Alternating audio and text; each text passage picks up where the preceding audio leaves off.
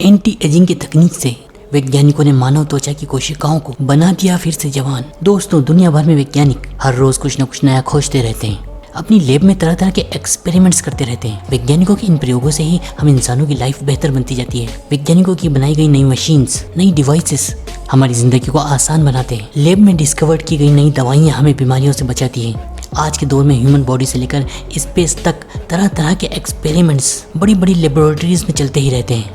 Media हमें इन experiments के बारे में बहुत ही कम बताता है, लेकिन ये एक्सपेरिमेंट्स बहुत ही महत्वपूर्ण हैं, क्योंकि न केवल ये हमारी ज़िंदगी को बेहतर बनाते हैं, बल्कि ये हमारी दुनिया को पूरी तरह से बदल ही देते हैं। दोस्तों, यूनाइटेड किंगडम के कैम्ब्रिज में बेब्राहम इंस्टीट्यूट में एक ऐसा ही एक्सपेरिमेंट हुआ है जो कि इंसानों की ज़िंदगी को बेहतर भी बना सकता है और इसे पूरी तरह बदल भी सकता है। बेब्राहम इंस्टीट्यूट में हेल्थी एजिंग और मॉलिक्यूलर बायोलॉजी पर रिसर्च की जाती है। दोस्तों, इस वीडियो को अंत तक देखिएगा, तभी ये एक्सपेरिमेंट आपको पूरी तरह समझ में आएगा। दोस्तों, जैसा कि आप जानते होंगे, पृथ्वी पर इंसानों समेत सभी प्रकार के जीवों का शरीर छोटी छोटी कोशिकाओं से मिलकर बना होता है। समय के साथ इन कोशिकाओं के अंदर कुछ ऐसे परिवर्तन होते हैं जिससे कि शरीर कमज़ोर और बूढ़ा होता जाता है। इसे उम्र बढ़ना या एजिंग की प्रोसेस कहते हैं। वैज्ञानिक न केवल इस एजिंग की प्रोसेस को समझने का प्रयास कर रहे हैं, बल्कि इस प्रोसेस के असर को कम करने का और यहाँ तक कि इसे पूरी तरह से रिवर्स करने का भी प्रयास कर रहे हैं। साइंस के जरिए इंसान के जीवन काल को लंबा किया जा सकता है। ये पूरी तरह से संभव है, बस हम ठीक तरह से ये नहीं जानते कि इसे कैसे करना है। कैम्ब्रिज के वैज्ञानिकों ने अपने प्रयोग में मानव त्वचा ह्यूमन स्किन सेल्स की उम्र को एंटी एजिंग टेक्निक से 30 साल कम कर दिया। इस प्रयोग को समझने के लिए पहले हमें स्टेम सेल्स के बारे में जानना होगा।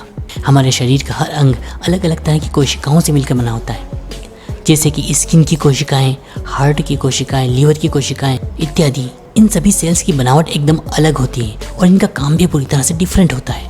लेकिन शुरुआत में सभी कोशिकाएं एक खास तरह की कोशिकाओं से बनती हैं। इन्हें स्टेम सेल्स कहते हैं। स्टेम सेल्स में यह पोटेंशियल होता है कि वे डेवलप होकर किसी भी प्रकार की कोशिका बन सकती है। मतलब कि एक स्टेम सेल डेवलप होकर स्किन सेल भी बन सकती है और लीवर की कोशिका भी बन सकती है। ये स्टेम सेल्स हमारे शरीर में बहुत ही उपयोगी होती है। ये शरीर के लिए रिपेयर सिस्टम की तरह कार्य करती है। स्टेम सेल्स डिवाइड होकर काफ़ी लंबे समय तक अपने आप को रिन्यू करती रहती हैं। ये स्टेम सेल्स हमारे शरीर में कोई एक विशेष काम नहीं कर सकती, लेकिन ये डेवलप होकर किसी भी कोशिका का रूप ले सकती है। मॉडर्न मेडिकल साइंस में स्टेम सेल्स का काफ़ी महत्व है। इनकी सहायता से वैज्ञानिक हर तरह के ऊतक और अंग बनाकर कई बीमारियों को ठीक कर सकते हैं और इस तरह मनुष्य के जीवन काल को बढ़ाया भी जा सकता है।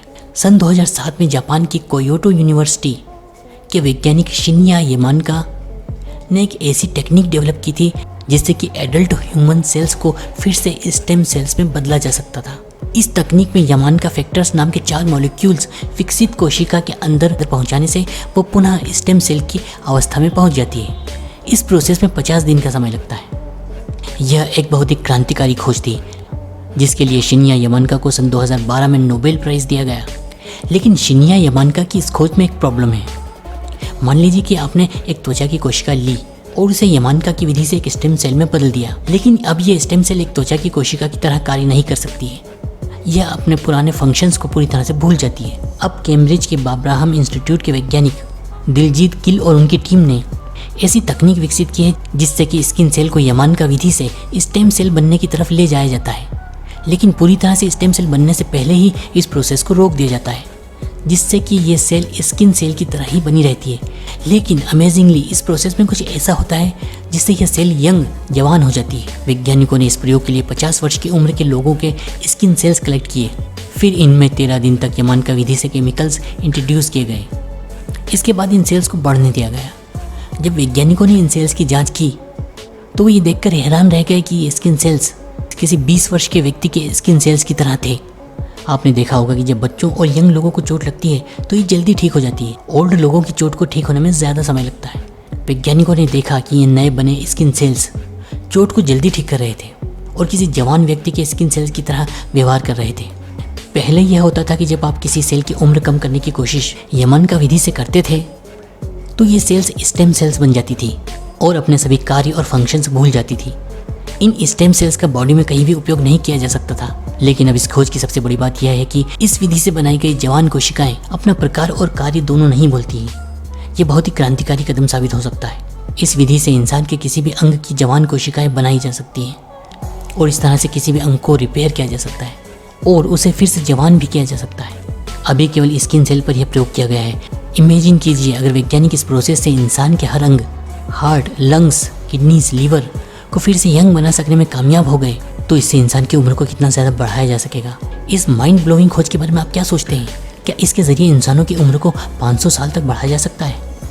इंसान मौत को तो हमेशा के लिए ख़त्म नहीं कर सकता, लेकिन साइंस के ज़रिए अपने जीवन काल को बहुत अधिक बढ़ाने की कोशिश तो कर ही सकता है।